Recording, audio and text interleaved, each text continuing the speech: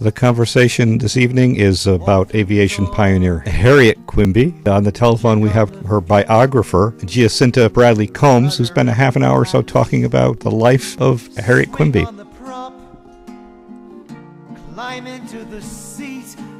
Now, you've done a lot of research with a woman by the name of Harriet Quimby, who most people have never heard of her. And That's true. And I think I think what it takes to develop a fascination with her, such as you've had, is a bump on the head on the side of a fuselage of an aircraft.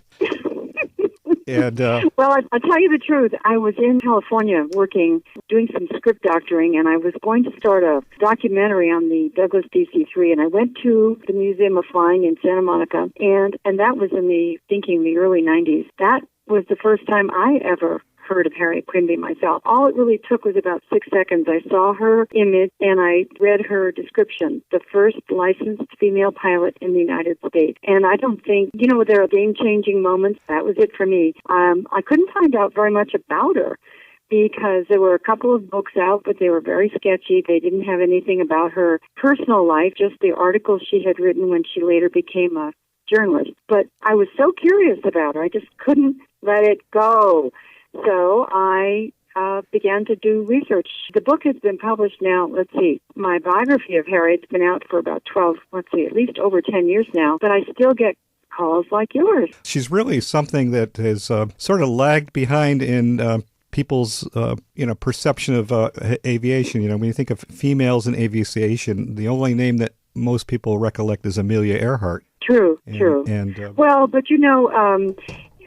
Harriet was a decade before Amelia anyway, and there weren't that many females in aviation. And until World War I came along, there was a great deal of interest by women in aviation, and it was just a matter of finances. Women were then not getting paid as much as men for their work, and they were less involved as professionals, and money was an issue. But I can tell you, just from the photographs I see at Air Meet and newspaper diaries and newspaper articles, women were as fascinated by early flight as men. And Harriet just happened to have the means and the wit to make it happen for herself. Yeah. There weren't that many. She was a superstar in some regards before she became an aviatrix. Very well known, at least in New York. And as a journalist, she was a dramatic critic for the Leslie's Illustrated Weekly. And when she had previously lived in San Francisco, she was sort of a stringer. She wrote articles for anybody who would buy her articles.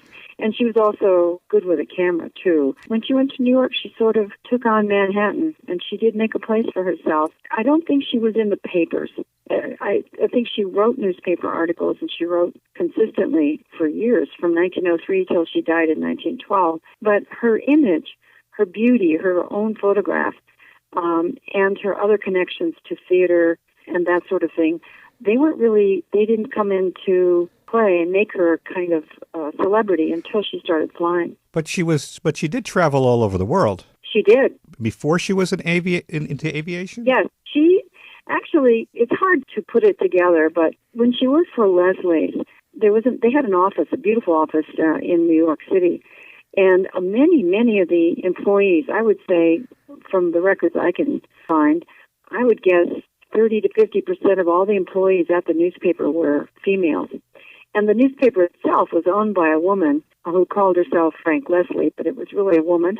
I think that Harriet Quimby probably bartered tickets across the pond, across the Atlantic to Europe and other places in exchange for articles. I think that she did a lot of bartering.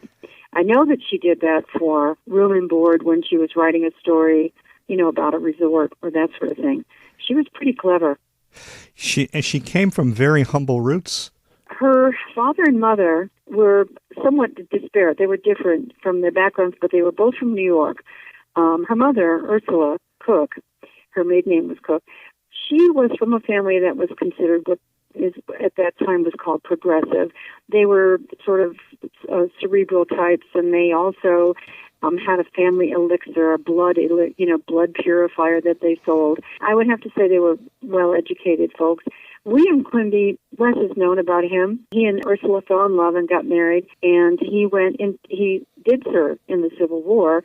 After the Civil War, Ursula and William moved to Michigan, where he used the Homestead Act after the Civil War to improve property and make a home for his family. They were not wealthy, you're right. They built their own home. I think her father, William, worked part-time in a lumber company, but they tried to farm. They didn't make a very good go of it. It was rough. It was up along Lake Michigan, where it was pretty rough. About 1888, they left, and they moved to California. And her parents were they had to be almost 60 at that point. The records in Michigan do show that they had some children that died, and that was pretty common in those days, you know, with several diseases, and infant fatality was great.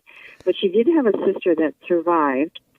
She had a sister who was 5 years younger, Kitty. She actually don't really have much about her. There may be someone now who I can think of that is doing research just specifically about Harriet's sister. But Harriet and her sister Kitty were the two survivors. They all moved, at least Harriet and her father and mother moved to California, and they worked in the fields like itinerant laborers. They migrated from one town to another. They moved about 9 times. And they finally wound up in San Francisco, and that's where Harriet she was by then 25 years old. She was working and supporting her family. And I think her parents more or less stopped doing the physical labor and that sort of thing, and they depended on Harriet. They all lived together in San Francisco. It was a pretty hard scrap of life that she came from. Well, don't think she missed out on education, because California was progressive in those days. They actually had high schools, even small towns along the coast like Los Gatos. And wherever they were, I think she went to school. I believe, as I say, from the time she was a child until she actually lands in San Francisco and begins to write, there's really very, very little. She doesn't ever talk. She never writes about it. She never tells us anything private about those years. I would love to have somebody write and research that part of her life in depth and find something. But when I was doing my original research on Harriet, the computer was still pretty shaky. The Google, there wasn't a great Google search and all of that sort of thing, and lots of records were not made public or put on or digitized.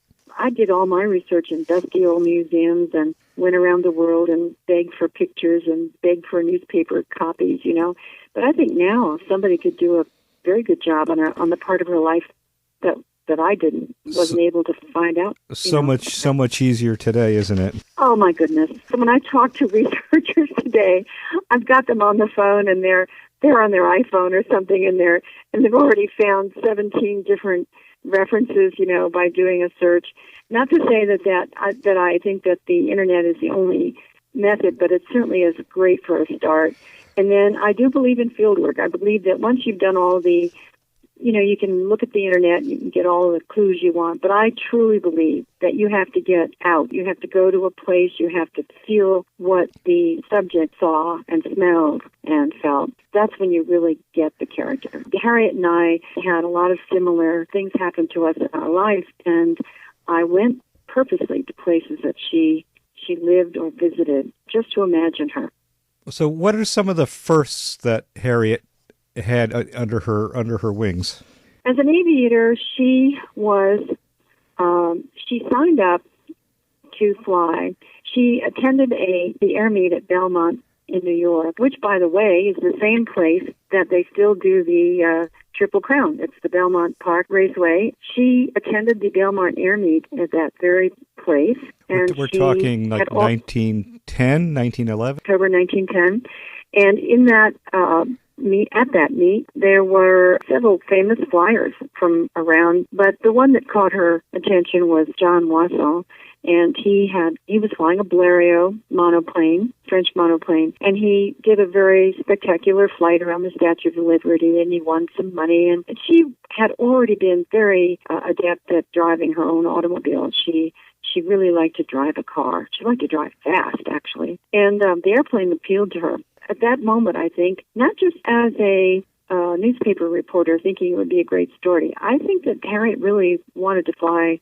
She liked driving, and I think she knew she'd like it, like to fly a plane. So she asked around who was giving lessons. The Wright brothers at that time did not themselves fly on Sunday, nor did they allow their employees to fly on Sunday, and they wouldn't take in a female student in their class. So the first person that said they would take her as a student was Alfred Wausau, the brother of John Wausau.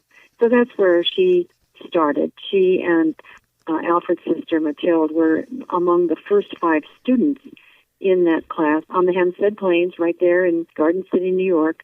And so she and Matilda were the first and second licensed female pilot in the United States. So how many pilots before them were licensed? Where do they stand in the... Well, at the time, you were not required to be licensed to fly. In the United States in particular, that was not required. Licensing was not required until 1927 when the CAA, which eventually became the FAA, began requiring licensing of both pilots and mechanics. There were aero clubs that began because of automobiles, and then they went into actually balloons. The Aero Club of America really began with balloons, and when the French decided to license, they were considered the premier aviators of their time. They had Louis Blériot by 1909, and they began licensing, and they had a institution called the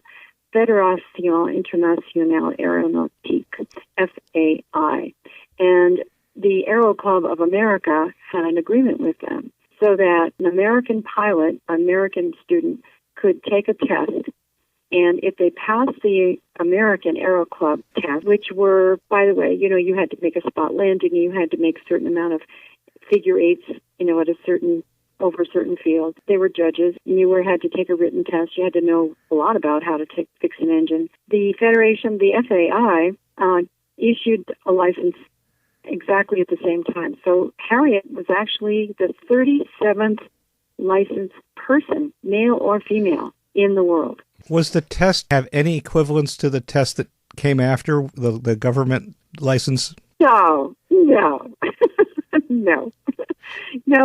It was by 1927, there were such things as enclosed cockpits and a whole bunch more. There were municipal airfields, and oh my goodness, there were a lot more rules. It was pretty open range, as I would say. By the 20s, it was really commercialized. It was really becoming a commercial endeavor. Where is it that? Oh no, I would say in Harriet's time, it was very commercial.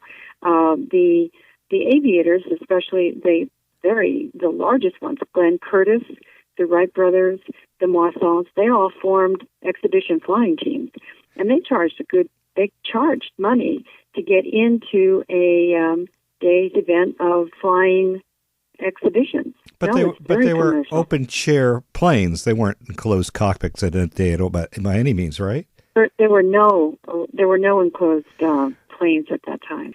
Well, you were in one camp or the other.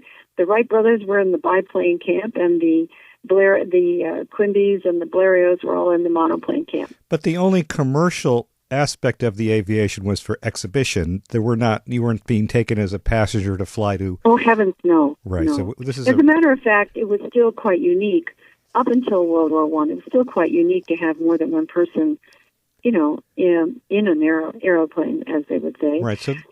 But there were of course times when there were passengers, one or two, or even an animal taken up. John Wausau flew around Europe with a kitten he called Miss London Paris when he crossed the channel.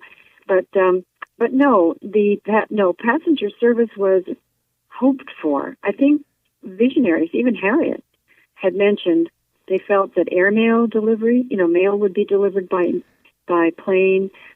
People would travel like they did by car. There were lots of hopes, but it was considered not even serious thought to even think about crossing, for instance, even the Great Lakes. So going back to 1910, when Harriet was learned to fly and started doing some exhibitions, what made her cut above everyone else? Why was she so spectacular? Why why did anyone care about her? Well, first of all, as I said before, there were very, very few women flying. Mathilde Moisson was flying. She was an excellent aviator, and she herself had made altitude records, and she was very brave, very, very tiny little woman, very brave, wonderful flyer. And she and Harriet both went on tour in Mexico, actually, and flew in Mexico City and other parts of Mexico, and then and Matilde stayed behind, and Harriet came back. Now, there's a story. There's a story in there, isn't there? There about Matilde dropping a note on the president of Mexico's. Yes, goodness, David Schwartz, you have really done your homework. Yes, it's true, and that's even another tiny little fact nobody knows about. The Moisson aviators were hired to travel by train and then by ship, landing in Mexico to be at the inauguration for the new president. His name was Madero. He lived in a palace. The Mexican president lived in a palace near Valbuena Airfield. And the flyers, there were two women, Matilde and Harriet, three other men, I believe. And they were to put on an air show in honor of his inauguration. And the first day that Harriet and Matilde went to the airfield to fly, the president wasn't there.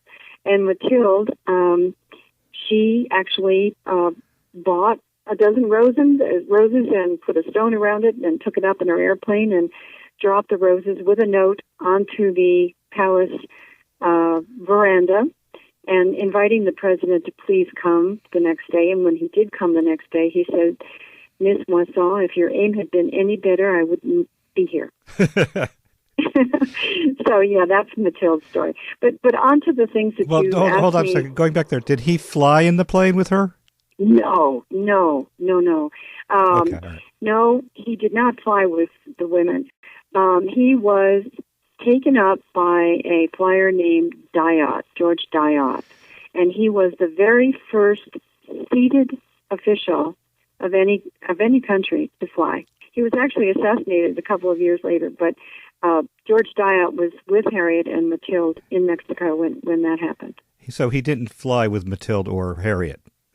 Harriet wrote frequently that she encouraged women that to fly was not much different than learning how to drive a car, and if they could just get over the idea that they were going to get all grimy and greasy, they could work on their own engine and this sort of thing. She really, really did write and encourage women to do the same thing she did.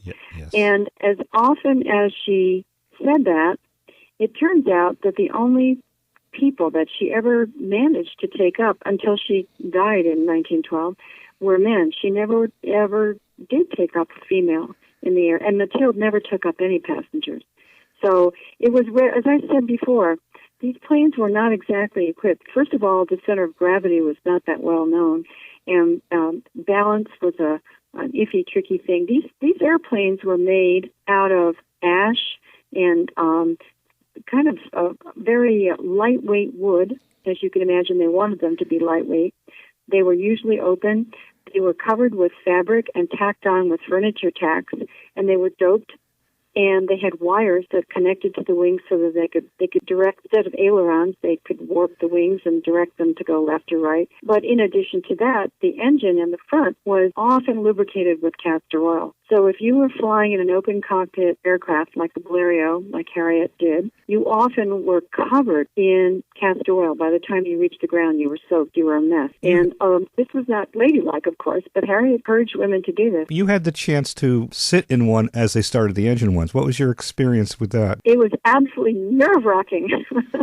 I went to the Rhinebeck Aerodrome in the mid-'90s to do some research, and I wanted to know. I was actually researching the Blériot aircraft. They happened to have, I think, one or two of them at the time, and they were using, at that time, they were actually doing demonstration flights on the weekend in their Blériot. And I called the director of the Rhinebeck Museum, and he called his pilots and mechanics out, and they let me photograph it, and they let me go through all the sheds.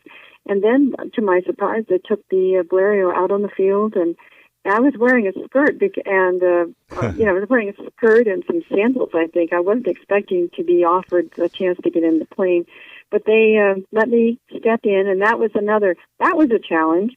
There's an opening below the wing. It's called the stirrup, and you will notice in early description about airplanes, they use a lot of equestrian terms. You mount your airplane, you step into the stirrup, put your leg over into the cockpit. When you get into turbulence in the air, it's called bucking, and that sort of thing. So anyway, I got in with gentlemanly help, sat in, and they told me to flip the switch, which ignited the magneto, and then yell contact. And when you yell contact, the man that stands in front of this engine, it's an Anzani rotary engine, he throws the prop. And it took 3 or 4 tries, but when he threw the prop, by the way, there are no brakes on these planes. When the engine is started, it wants to just go. It wants to fly. It wants to taxi down the grass, and if it gets a lift of air, it wants to fly. So behind me, there were people holding the tail of the aircraft. Anyway, when it started, big puffs of smoke, huge noise, lots of vibration. You couldn't shout and be understood. It was quite nerve-wracking, but I loved it, of course. And of course, I really knew what Harriet, the thrill that she got and the challenge. There's some YouTube videos of that plane starting up, and it's quite astounding that you would wonder how anybody could get off the ground with that much wind blowing in their faces. But you count on that. You face the wind. You count on it. You hope that there's wind going to lift you up and take. Yeah. Well, haven't seen those, actually. I have one of myself, of course. You asked me about more things that Harriet did that made her so spectacular and so beloved. Yeah, I really do believe it was because she spoke plainly, and she didn't, of course she had to account for what she was doing, and I believe that was part of her paycheck, and I also believe that part of her lessons may have been paid for by Leslie. They may have helped her pay for her flying lessons, just to get the first story of a woman flying. First of all, she was very beautiful, tall and slender, dark, lovely eyes, and she was just a beautiful woman. And so that was part of her charm. She also had a flair for the dramatic. And so instead of wearing her, men's clothing to fly in, she designed a costume which was purple satin, and it had buttons down the legs so that when she walked out on the field, it looked like a skirt, which would be ladylike.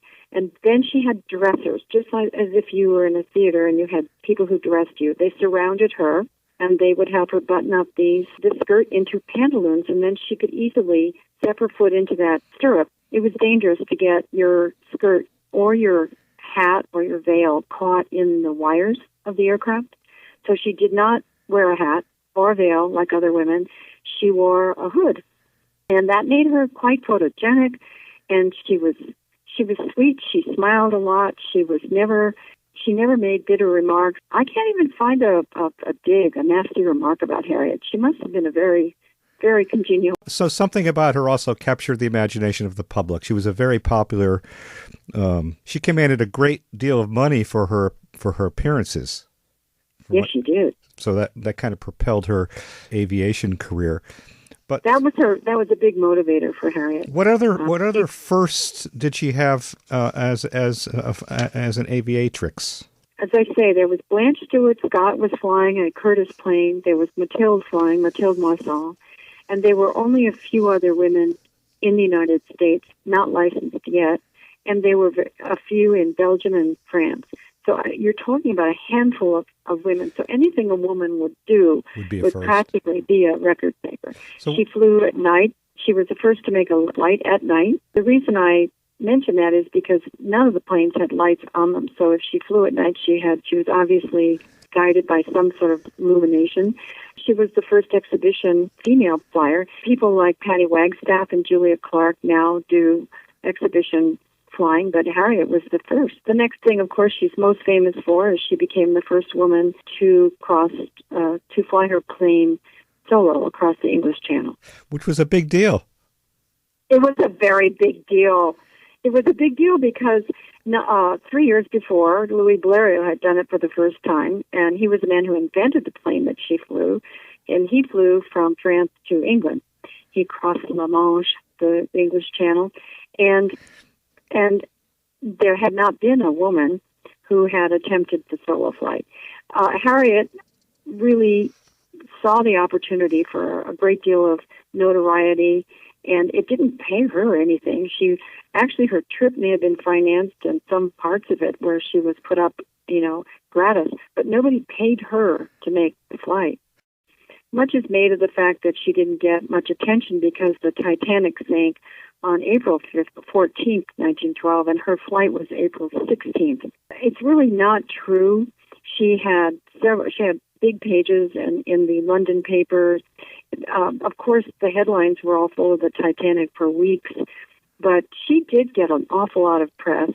In truth, it was one of those, she knew about the Titanic before she made her flight, and I believe it was doubly brave of her because at that point, the Titanic was considered the technological achievement of mankind, and nothing bad could happen to it.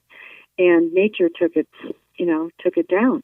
Here she was going to depend on technology. She had about a 50% chance of making it. Many of the early aviation pioneers didn't make it. They were a very short-lived job category. So it seems, and Harriet followed suit in that her career was amazing and very short-lived. Just a couple. It was 11 months, and I didn't know her. It's someone I couldn't know, but I'm sad that we didn't get a chance to see what else she could do. In the exhibition era, many flyers felt that they had to outdo themselves as aviation became more well known. Right. After people saw their first plane, then they started to do tricks and loops and that sort of thing to get the crowds to come and see them, and it took its toll. And there were some contests. I think I counted up maybe 140, 150 between 1909 and 1915 that were killed. That's that I know of, and both in America and Europe. And so Harriet was one of those, and a lot of it has to do with the technology of the plane. The plane, I have never found any. We weren't there, and there was certainly lots of discussion about what caused her accident. Do your listeners know how she met her demise? Or no, but her friend Matilda had an accident, right? Yes, and she was from Matilda's family was different than Harriet. She was from a wealthy family from South America, and she didn't need to really fly for the money. Right. Matilda always said, Harriet needs to fly for the money, and I don't. I fly for fun. But when she was a very good flight. But when she had her accident, she survived and never flew again. No, she quit. Yep. Right, but unfortunately, what happened with Harriet? Harriet was entered into the Boston Harvard Aviation Meet of 1912, only a few months after her flight across the Channel, and she had bought a two-seat Blériot from Louis Blériot. He shipped it to her from France, and she tested it on the Hempstead Plains in New York until she was comfortable flying it, and she put sandbags in the back of it so that she could get used to the weight of a passenger. And then she was supposed to be the star attraction. She was even scheduled to fly mail from Boston to Squantum, which is, to the field in Massachusetts where the air meet was being held. She had great hope. She was going to beat Claude Graham White's time flying around the Boston Lighthouse. And in any case, before the meet, the manager, William Willard, and she made an exhibition flight to get attention and cause excitement for the meet and sell tickets. It wasn't even during the meet. It was before the meet. And Willard got in the plane with her, and they took off, and they had a good takeoff. They made a smooth ascent, and they did circle the lighthouse. And after she got past the lighthouse and was coming down she had gone down, I think she was about 1,000 feet descending, and something really bad went wrong with the back end of the airplane. it the tail went upward very abruptly, and Willard, because they didn't have seatbelts, or at least effective ones, he just flew right out over her head from behind her, because the pilot sits in the front and the passenger in the back. He flew out of his seat right over her, and, right in front of her. She attempted to right the aircraft, which means that she had her wits about her, and she could not. It would not stabilize. It would not level out, and she was thrown. So they were both thrown to their death into Dorchester Bay. It's very tragic. Yes, very tragic. And what do you think Harriet Quimby's legacy is in this day? I had a very good friend, another aviation historian, who once described her as going forward with purpose. She was never arrogant. She was never caustic. She was never brittle. She just went forward with purpose. And I don't think that the image that she portrayed was that of a person in a world that still defined women and men. And I think her message today I think that's why so many people still like her, is that she really wasn't a suffragette. She didn't do that. She wasn't particularly religious. She was superstitious. She was a person. And I think that's her legacy. I think that it's a timeless role model.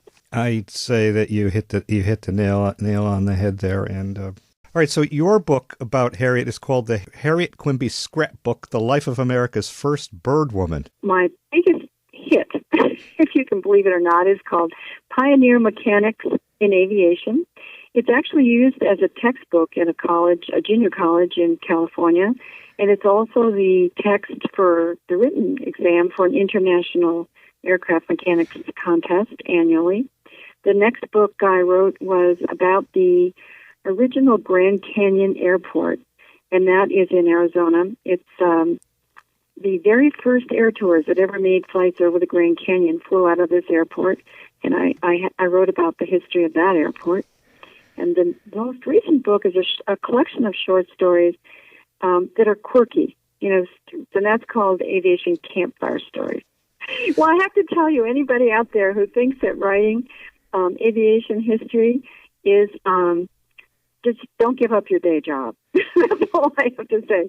It's not a lucrative business, but I do love it. And I have to tell you, I've been so privileged to be friends with wonderful families and famous flyers, famous aviators, everybody from the test pilots who flew the SR-71 to the Lindberghs and Earharts and the Putnams. And I've been very, very lucky in my research to have made some very dear friends, and it's been a wonderful experience.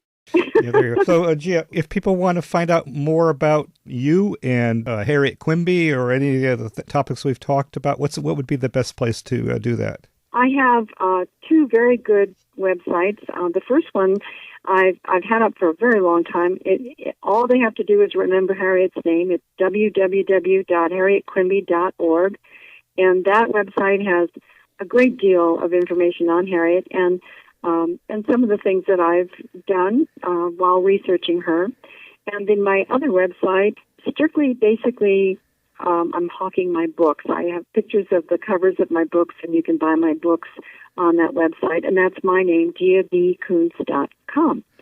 I think if you put in my name or Harriet's name and you put it into the Google search engine, there's pages and pages on me, and I can only advise you not to believe everything you read, everything you see on the internet.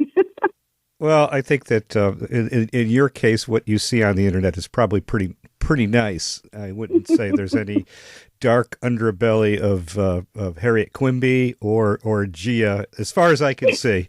And it's been marvelous talking to you, and thank you so much. Hey, I was going to ask you one last question. Were there any songs written about Harriet Quimby? Interesting you should say that. I have recipes for scones. I have cigar labels with her image on it. There's the vintage. There is a song called Harriet, but the way I researched it did not turn out to be about her. Did you find one? Well, there's one that was created last year, but nothing from the teens or the 20s or the 30s. There are plenty of songs about Lindbergh and Amelia. Well, there's a couple of songs about Amelia Earhart. I did find some cowboy airplane songs. Of course you did. Well, there's a song called Cowboy Airline, a drunken Well, I actually have a collection of vintage music that's aviation themed, come up with me in my flying machine and all that sort of thing. And honestly, you're one up on me. I have not heard is it on the internet? Can I find the Harriet Quimby song on the internet? Well, you guessed the name. It's called Harriet Quimby by Chris Rust and Karen Hims. And they're British songwriters. They won an award last summer in Great Britain for Best Folk Song. And we're going to play that. And let's get together again sometime, and maybe we can do a show about aviation music. Well, David, this has been a pleasure. I thank you very much for inviting me. Put on your coat, your goggles and hat, scarf round your throat, and walk through the door. Check on the fuel, the rudder and flaps, swing on the prop, climb into the seat and fly.